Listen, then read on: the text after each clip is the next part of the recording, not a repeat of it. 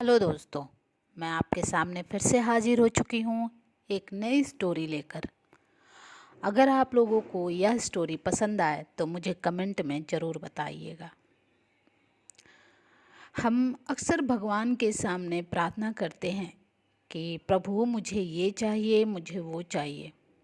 लेकिन हमें भी पता होता है कि ऊपर वाला हमें वही देता है जो हमारे लिए उचित हो। ठीक उसी प्रकार से मैं आप लोगों के सामने यह स्टोरी लेकर आई हूँ। किसी राज्य में एक राजा रहता था। राजा अक्सर गांव-गांव जाकर प्रजा और लोगों की समस्याओं को सुनता था और उनमें सुधार की पूरी कोशिश करता था। उसकी कर्तव्य निष्ठा के चर्चे दूर देशों तक फैले हुए थे। ऐसे ही एक राजा किसी गांव में प्रजा की समस्याओं को जानने के लिए भ्रमण पर निकले हुए थे। उसी दौरान राजा के कुर्ते का एक बटन टूट गया। राजा ने तुरंत मंत्री को बुलाया और आदेश दिया कि जाओ, इस गांव में से ही किसी अच्छे से दर्जी को बुला लाओ जो मेरे कुर्ते का बटन लगा दे। तुरंत पूरे गांव में अच्छे दर्जी की खोज शुरू हो गई। संयोग से उस गांव में एक ही दर्जी था जिसकी गांव में एक छोटी सी दुकान थी। दर्जी को राजा के पास लाया गया। राजा ने कहा, मेरे कुर्ते का बटन सिल सकते हो? दर्जी ने कहा, जी हुजूर, ये कौन सा मुश्किल सा काम है। दर्जी ने तुरंत अपने थैले से धागा निकाला और राजा के कुर्ते का बटन लगा दिया। राजा ने खुश होकर दर्जी से कहा, बताओ, तुम्हें इस काम के लिए कितने पैसे दूं?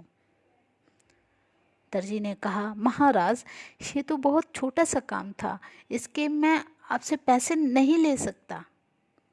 राजा ने फिर कहा, नहीं, तुम मांगो तो सही, हम तुम्हें इस काम की कीमत जरूर देंगे।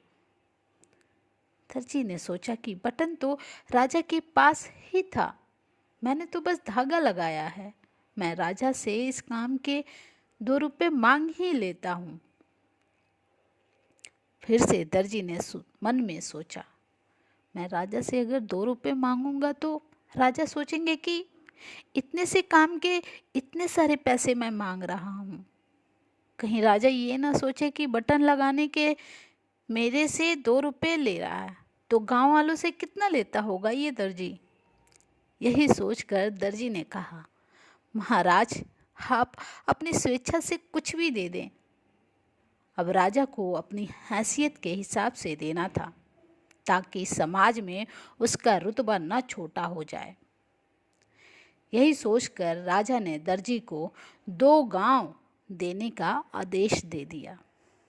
अब दर्जी मन ही मन सोचने लगा, कहाँ तो मैं 2 रुपये मांगने की सोच रहा था और कहाँ तो राजा ने मुझे 2 गांव के मालिक बना दिए।